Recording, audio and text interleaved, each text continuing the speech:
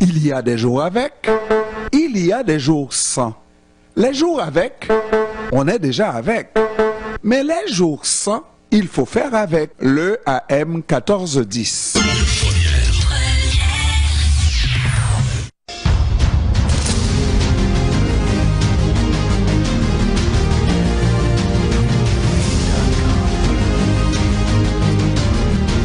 « 16h35 avec nous, professeur Pierre Jolicoeur, professeur de sciences politiques et doyen de la faculté des sciences sociales du Collège militaire royal du Canada. Toujours un privilège de vous parler, professeur. Ça me fait plaisir de vous recevoir, surtout le type d'actualité que nous avons sur votre spécialité.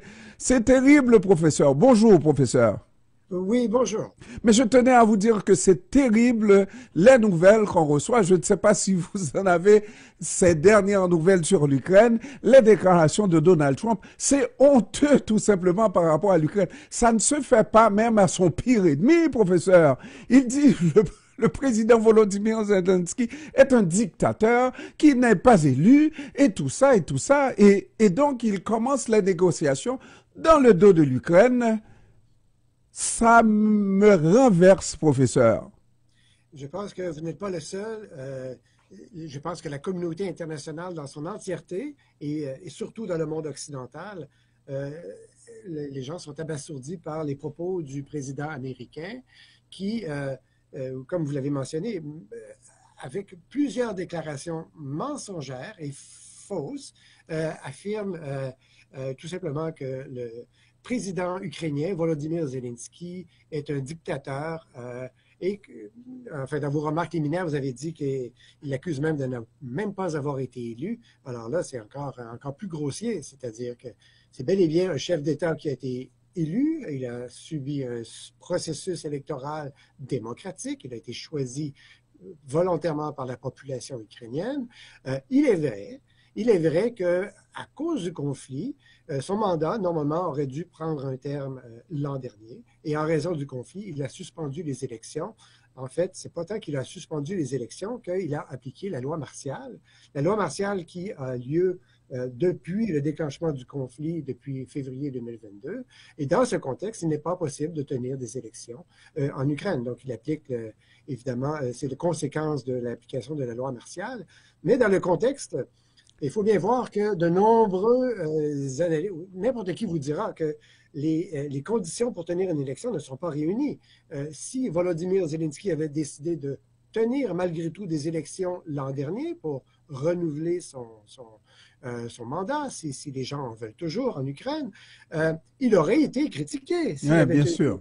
des élections. Donc, c'est parfaitement normal, même dans nos pays démocratiques, très démocratiques, en temps de conflit, les élections sont suspendues. Le Royaume-Uni a fait la même chose pendant la Deuxième Guerre mondiale et justement, le Premier ministre du Royaume-Uni a affirmé aujourd'hui soutenir Volodymyr Zelensky et lui dire que la non-tenue d'élections l'an dernier était une chose parfaitement normale. Mais par où commencer? Dans les déclarations de Donald Trump, il y a plusieurs faussetés aussi qui sont véhiculées. Lorsqu'il dit qu'à peine 4% de la population ukrainienne soutient leur président, c'est faux, encore une fois. On n'a pas les chiffres exacts, mais les dernières analyses que j'ai pu voir montrent un taux d'approbation de 57% de la population ukrainienne à l'endroit du président Volodymyr Zelensky. Alors, bien sûr, il y a des gens pour le contester, il y a bien sûr des gens qui voudraient qu'il trouve un compromis, qu'il cesse la guerre, il y aura toujours des gens pour être d'un bord ou de l'autre, mais il bénéficie quand même d'un soutien populaire encore important et certainement majoritaire. Professeur, on me dit souvent, les spécialistes me disent souvent, en politique internationale, on ne fait pas de considération morale, on ne fait pas de considération sociale. C'est d'ailleurs, les pays n'ont pas d'amis, ils n'ont que des intérêts. Mais moi, j'en fais une considération morale parce que ça me gêne beaucoup pour les Américains. J'aurais été Américain, même n'ayant pas voté Donald Trump, j'aurais eu honte parce que c'est pas comme ça que la diplomatie s'exprime sur la scène internationale. C'est un peu n'importe quoi. C'est pas comme ça que moi j'ai l'habitude de voir les choses. Et Donald Trump n'a pas de finesse et il ne l'a pas, mais ne l'a pas du tout. Vous avez raison. Donald Trump n'est pas un diplomate. Il est un chef d'État, mais il n'est pas diplomate. Et on le voit dans son style. C'était déjà un peu présent lors de son premier mandat. Mais là, dans son deuxième mandat, on voit qu'il se permet des déclarations à l'emporte-pièce et sans qu'il ne soit remis à sa place véritablement. On le voit dans ses commentaires contre Panama, contre Groenland, contre le Canada. Écoutez, c'est quand même plusieurs fois qu'il fait des allusions au fait que le Canada pourrait devenir le 51e État américain. Alors, comment il impose des tarifs en contravention de tous les accords que les Américains ont signés au cours des années. Alors, on le voit, c'est un homme d'État dont la stratégie est de faire pression sur les autres pour obtenir ce qu'il veut. Il a des relations très transactionnelles. Il essaie de profiter de la situation et impose, un peu comme un harceleur peut-être, un bully, hein, quelqu'un qui impose ses vues et se croit en grande partie trop puissant pour qu'on puisse s'opposer à lui. Donc, il se permet de faire des déclarations à l'emporte-pièce et d'imposer à ses adversaires et à ses alliés les politiques américaines.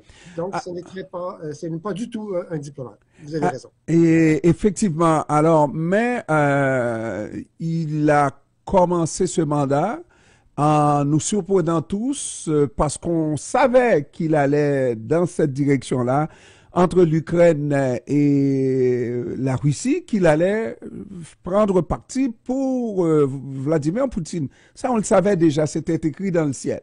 Sauf que, en arrivant, il a dit, mais qu'il allait imposer même des tarifs à Vladimir Poutine, et puis qu'il était prêt à sanctionner Vladimir Poutine. Il en a mis, juste pour se donner suffisamment de temps et retourner et peut-être faire oublier qu'il n'a pas su régler le problème en 24 heures, n'est-ce pas? Et là, maintenant, il redevient totalement le président qu'on connaissait avec tant de respect pour un dictateur comme Vladimir Poutine, n'est-ce pas? Eh bien, c'est le vrai Donald Trump du premier mandat qu'on retrouve, adulant Vladimir Poutine. Oui, alors oui, c'est un peu le Donald Trump qu'on connaissait déjà avant, mais peut-être en pire, je dirais, d'une certaine façon, si je peux me permettre de qualificatif. Après tout, dans le premier mandat, il y avait encore une opposition, il y avait encore des gens pour essayer de raisonner Donald Trump ou essayer de lui faire savoir que peut-être il errait un peu dans certaines de ses déclarations. Mais là, dans ce cas-ci, et pour le cas spécifique de l'Ukraine, je pense qu'il y a quand même deux facteurs qui semblent entrer en ligne de compte. D'une part, il semble, comme Volodymyr Zelensky l'a mentionné, il semble que Donald Trump soit intoxiqué par la désinformation de la Russie. C'est-à-dire que Donald Trump semble épouser les vues qui sont exploitées, qui sont distribuées par la Russie en critiquant la légitimité de Volodymyr Zelensky, de son mandat électoral, en déclarant même que l'Ukraine a déclenché cette guerre. Écoutez, c'est quand même assez grossier. Oh. Tout le monde a vu, tout le monde sait que c'est l'inverse qui s'est produit, mais ça fait le jeu de Moscou et certainement, ça intègre dans le discours américain des éléments qui étaient très présents dans le discours russe, c'est-à-dire que c'est l'élargissement de l'OTAN, c'est des provocations qui font en sorte que la Russie a dû réagir. C'est pour se protéger que les Russes sont en train d'envahir l'Ukraine pour créer une espèce de zone tampon entre l'OTAN et la Russie. Alors, ceci fait partie de la propagande de la Russie. C'est très clair qu'il y a d'autres objectifs de la part de Vladimir Poutine. Un homme qui, je dois rappeler, a déjà pensé, il a déjà déclaré qu'il aurait voulu joindre l'OTAN au tout début de son premier mandat en 2000. Ouais. Les gens tendent à l'oublier, ça fait 25 ans qu'il est au pouvoir. Et quand on parle de 25 ans, quelqu'un qui a l'habitude d'éliminer ses adversaires, s'il y a un dictateur dans la diade Russie-Ukraine, bien évidemment que Vladimir Poutine est le dictateur. Enfin, ça, c'est le premier élément. Le deuxième élément, j'ai un peu l'impression qu'il y a un goût de revanche de la part de Donald Trump. Si on se rappelle, dans son premier mandat, Ouais. il y a eu 2 tentatives de impeachment contre lui. Et la première était justement à cause d'un appel qu'il aurait logé en Ukraine, où il parlait avec Volodymyr Zelensky, Ouais. où il était où Donald Trump a été critiqué d'avoir tenté d'utiliser les autorités ukrainiennes, donc une puissance étrangère, pour mener une enquête sur son opposant politique, Joe Biden, et son fils, surtout le fils.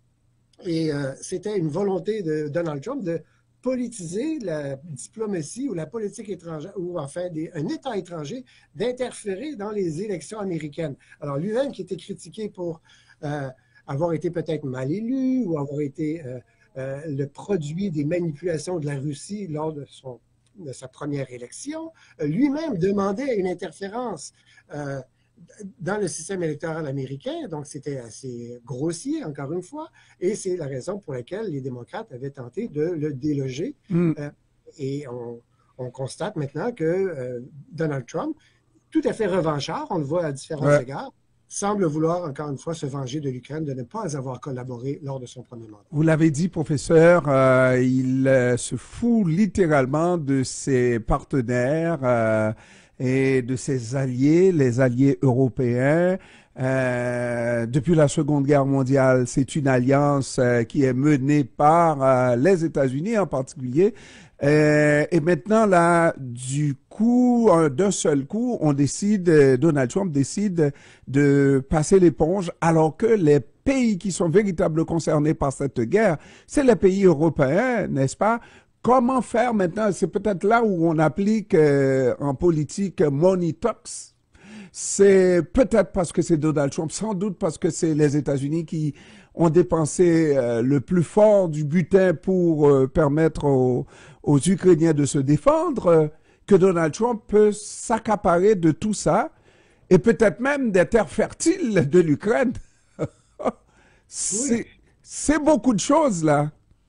Effectivement, donc on a l'impression qu'il veut profiter de la situation lorsqu'il demande à l'Ukraine d'avoir un accès aux ressources naturelles, surtout les terres rares, en fait, parce que ce sont des terres qui sont précieuses, qui sont utiles pour la conception de chips ou de microprocesseurs ou d'éléments qui sont essentiels pour nos... Il en demande 50%.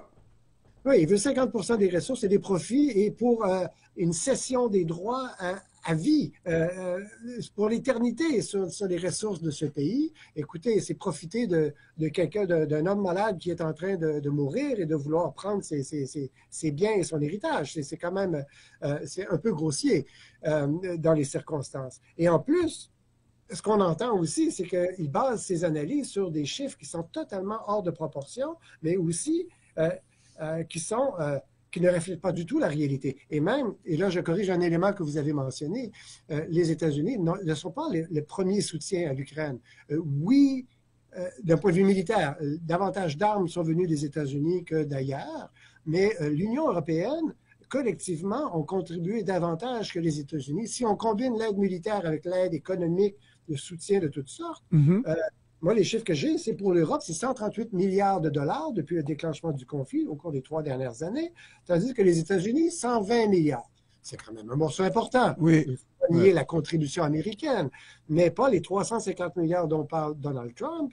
Et surtout, on ne peut pas, après ça, se plaindre d'avoir donné des fonds à un pays pour qu'il puisse se défendre et dire que trafiquer les chiffres et dire, voilà, ça me donnerait des droits pour la suite des choses. Il peut s'attendre à obtenir des contrats, de pouvoir participer à la reconstruction du pays, de pouvoir... il y a certainement, les États-Unis ont des intérêts dans ce pays, mais la façon dont Donald Trump manipule les chiffres et affirme faussement toutes sortes de déclarations, en fait, montre vraiment qu'il a pris, il est partisan de ce conflit, il a pris un côté et puis en fait des causes pour la Russie et Vladimir Poutine, un homme qu'il a toujours admiré.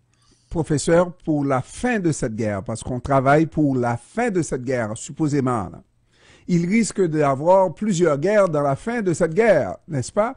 Parce que l'Europe n'est pas d'accord, là. La Grande-Bretagne dit, moi, je suis prêt à envoyer des troupes sur le terrain. Mhm. Oui, Et on a fait cette rencontre, étant donné que les propos de Donald Trump ne sont pas défendables, mais d'aucune façon. L'Europe, moi, je verrais mal l'Europe se cantonner dans une position de spectateur, n'est-ce pas? Et attendant que Donald Trump décide de la fin de cette guerre, quelles que soient les circonstances, sans l'Europe, sans l'Ukraine.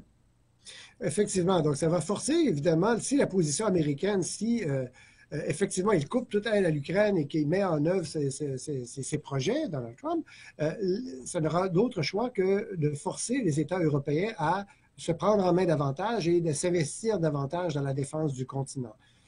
Les États européens seront-ils capables de soutenir l'Ukraine seuls? Nous pouvons en douter et effectivement, ça risque de mener à forcer l'Ukraine à négocier une paix à des termes qui lui sont défavorables. Cela dit, l'Ukraine ne peut même pas négocier pour l'instant car la discussion se passe entre Donald Trump et Vladimir Poutine. Donc, ce sont deux grands qui se partagent un peu, en quelque part, négocient entre eux, sans même qu'un des protagonistes fasse partie de la table de négociation. Tout le monde pourrait vous dire que dans une telle circonstance, le projet de traité de paix qui pourrait émaner de telles négociations n'a aucune chance de réussir, car jamais il sera vu comme légitime de la part des Ukrainiens. Professeur, au début de la guerre, même avec l'arrivée de Donald Trump, le retour de Donald Trump, on pensait que, in fine, là, son objectif, le pays qui était dans sa mire, c'est la Chine, n'est-ce pas? On pensait que c'était ça parce que la Chine a un projet d'expansion qui commence à toucher même des nations pas de la Caraïbe, mais on va dire de l'Amérique, n'est-ce pas, Amérique latine, etc. Hein? Des ambitions expansionnistes comme ça se peut pas. Mais Donald Trump, au lieu de rallier les partenaires, les Européens les premiers, qui sont les plus capables de faire front commun plus jamais unis contre la Chine, tous ensemble contre la Chine et éventuellement le BRICS, etc., n'est-ce pas? Mais non, il est en train de se mettre tout le monde à dos, tous ses partenaires à dos. Il s'en va où? Alors, effectivement, il se met tout le monde à dos, ça c'est en partie vrai, donc, parce qu'il critique non seulement les opposants de la Russie, des États-Unis, mais également ses alliés. Cela dit, il y a peut-être un élément stratégique intéressant dans tout ça, même si je n'essaie pas d'excuser du tout la position de Donald Trump. D'aucune façon, c'est acceptable. Je ne pourrai jamais cautionner ses propos. Mais cela dit, il y a peut-être un élément intéressant où peut-être que sa stratégie vise à découpler ou à séparer le tandem Russie-Chine. S'il réussit à amadouer la Russie, peut-être que c'est une façon de réintégrer la Russie dans le Cénacle international, dans les grands forums et de lui donner une certaine forme de Malgré tout le respect que je vous dois, professeur, je ne pense pas. Vladimir Poutine a vu neiger et il connaît le système démocratique en Occident. Donald Trump est là pour 4 ans, peut-être 2 ans, avec beaucoup de pouvoir, n'est-ce pas? Et après, il faudra qu'il s'en aille. Et Donald Trump, un vieux de la vieille comme ça, il n'a pas une tonne d'années, là. Il pourra pas se maintenir au pouvoir très longtemps. Moi, je pense que Vladimir Poutine, non, ne se laissera pas intimider par... Il connaît Donald Trump. Il sait que Donald Trump mérite de voir un psy ou un psa. Permettez-moi de préciser, je n'ai pas dit qu'il va intimider Vladimir Poutine, qui pourrait l'amadouer, l'acheter d'une certaine façon, en l'intégrant dans les forums internationaux, je suppose, en négociant l'un et l'autre un certain partage en aire d'influence ou quelque chose de cet ordre. Peut-être qu'il va permettre une rupture ou un début de dissension entre la Russie et la Chine, qui est une alliance de circonstances. On est unis parce que tous les deux, on s'oppose aux États-Unis. Sinon, ce sont deux pays que tout éloignerait en temps normal. Si ça se passe de cette manière-là, ça serait un grand Donald Trump, mais malheureusement, hein, on a dit peut-être, n'est-ce pas, professeur? Peut-être. Professeur Pierre Jolicoeur, professeur de sciences politiques, doyen de la faculté des sciences sociales au Collège militaire royal du Canada. Je vous remercie, professeur, d'avoir encore une fois pris du temps pour nous. Ce fut extrêmement intéressant. On n'aime pas ce qu'on voit, mais pour des analystes, oui, c'est... Il y a du jus, professeur. Il y aura des choses à dire, ça c'est sûr. Merci Merci bien, ça m'a fait plaisir. Merci, au revoir. Au revoir.